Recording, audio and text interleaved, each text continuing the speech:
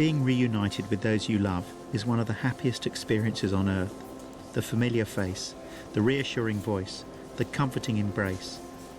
But imagine what it would be like to be reunited with someone you thought you'd lost forever. Not just someone who had changed jobs or moved away, but someone you thought you would never see again, never could see again. When we think of those friends and family we've lost, it's devastating to think that they've gone. However hard we try, no medical or industrial advance can stop death from winning. Bodies, like these buildings, fall into disrepair and eventually fall apart. Only one man in history has demonstrated absolute power and authority over death. He knew beforehand exactly how and when his own death would happen. And even more remarkably, he repeatedly claimed that he would be raised to life on the third day after his death. He then began to teach them that the Son of Man must suffer many things and be rejected by the elders, chief priests, and teachers of the law, and that he must be killed, and after 3 days rise again. He said to them, "The Son of Man is going to be betrayed into the hands of men. They will kill him, and after 3 days he will rise." Again he took the 12 aside and told them what was going to happen to him. "We are going up to Jerusalem," he said, "and the Son of Man will be betrayed to the chief priests and teachers of the law. They will condemn him to death and will hand him over to the Gentiles, who will mock him and spit on him, flog him and kill him.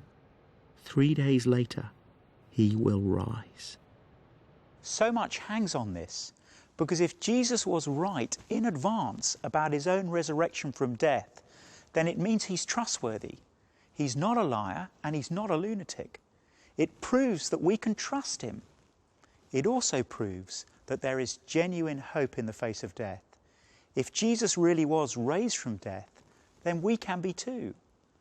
But if Jesus was wrong about this, then Christianity is founded on a lie. So how can we be sure about Jesus' staggering claim? First of all, we need to know that Jesus really did die. At the end of his account of Jesus' death, Mark focuses on 3 women who have watched him suffer and die. Not only have they watched him die, but 2 of them also watch him being buried. Mark tells us, Mary Magdalene and Mary the mother of Joseph saw where he was laid. There's clearly no doubt in their minds that the only fit place for Jesus at this point is a tomb. Later we read that they bought spices so that they might go to anoint Jesus' body. These spices were used to embalm the dead. You wouldn't buy spices like that unless you were expecting to find a corpse. But it wasn't only the women who were sure of Jesus' death. As evening approached, Joseph of Arimathea, a prominent member of the council, who was himself waiting for the kingdom of God, went boldly to Pilate and asked for Jesus' body. Pilate was surprised to hear that he was already dead. Summoning the centurion, he asked him if Jesus had already died.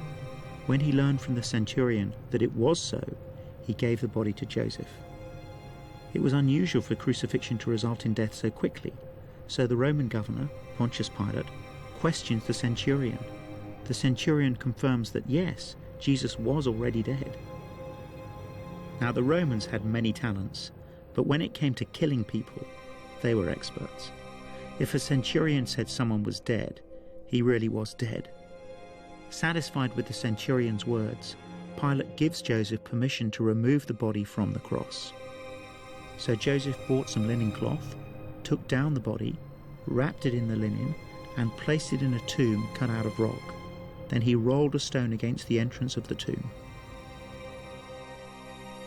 As Joseph personally takes down the body from the cross, wraps it in linen, then places it in a tomb that was closed with a huge heavy stone, he sees and feels nothing to suggest that the body was anything other than a corpse. The evidence unanimously points to the fact that Jesus was dead.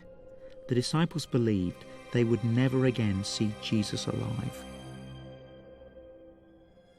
In other words, Pontius Pilate, the centurion, Joseph of Arimathea and the women were all absolutely certain that Jesus had died.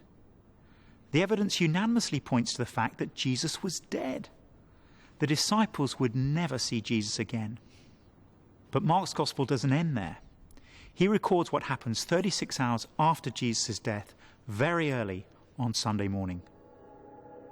When the Sabbath was over, Mary Magdalene, Mary the mother of James, and Salome bought spices so that they might go to anoint Jesus' body.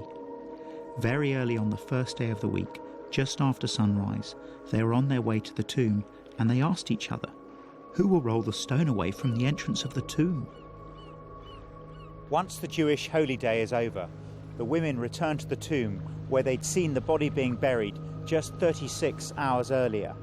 But they're about to get two major shocks. But when they looked up, they saw that the stone, which was very large, had been rolled away. As they entered the tomb, they saw a young man dressed in a white robe sitting on the right side, and they were alarmed. The first shock is when they see that the huge heavy stone covering the entrance to the tomb has been rolled away. Then comes the second shock as they go inside the tomb. Jesus is nowhere to be seen. Instead, they see a young man dressed in a white robe. He tells them the reason Jesus is not there.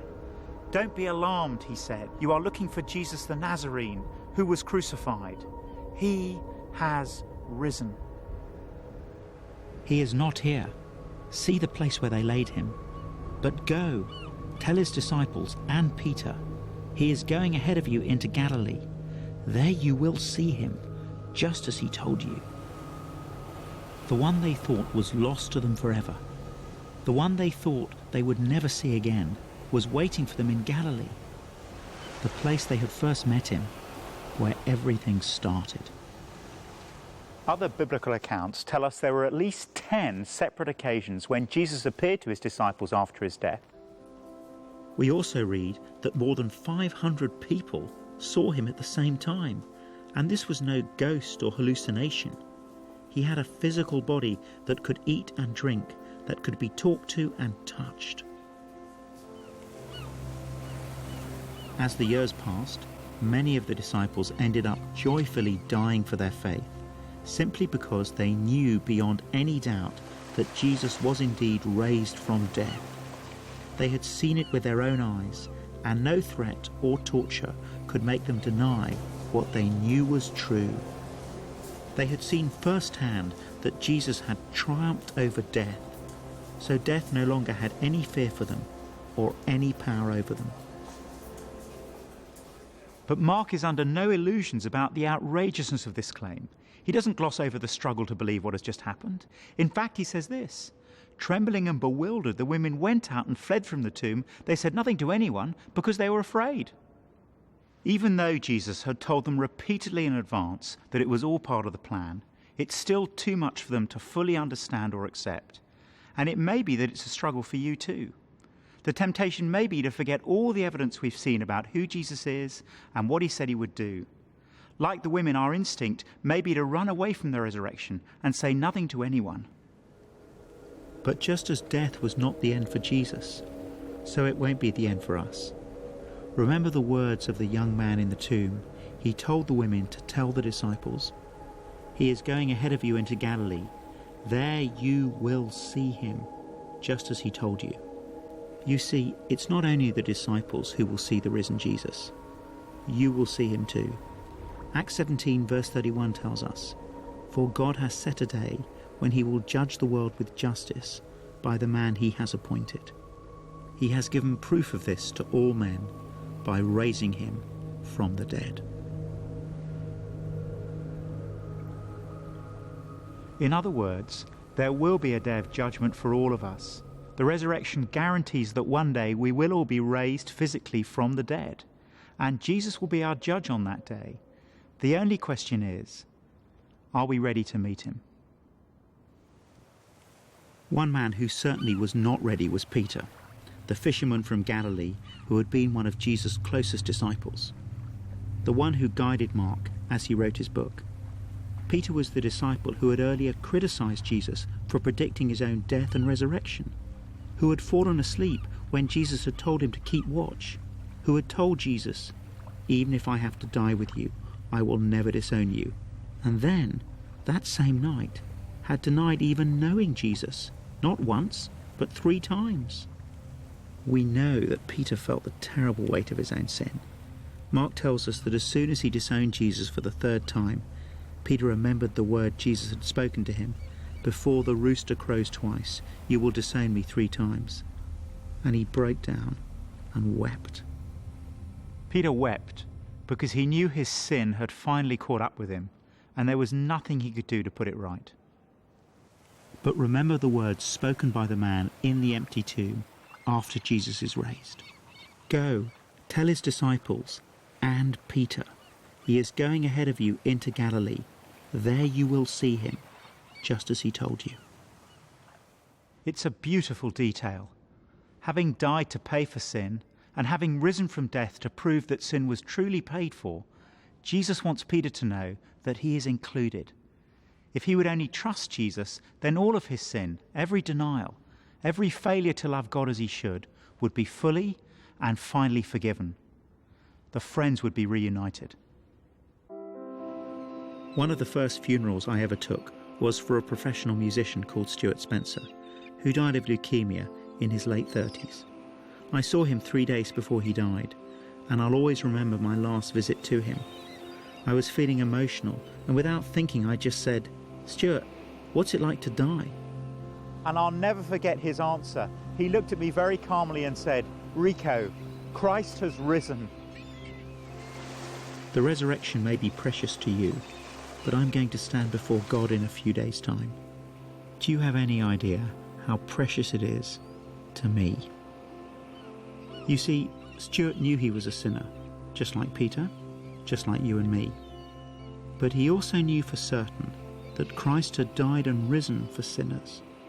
And because of that, he knew what awaited him beyond death, a real physical resurrection of his body, a body that will eat and drink, be talked to and touched, a body that will never again see sorrow or suffering, disease or decay. He also knew who awaited him, ready to welcome him, the familiar face, the reassuring voice, the comforting embrace. Because of the certainty of the resurrection, Stuart could joyfully and calmly trust Jesus with his own death. Can you?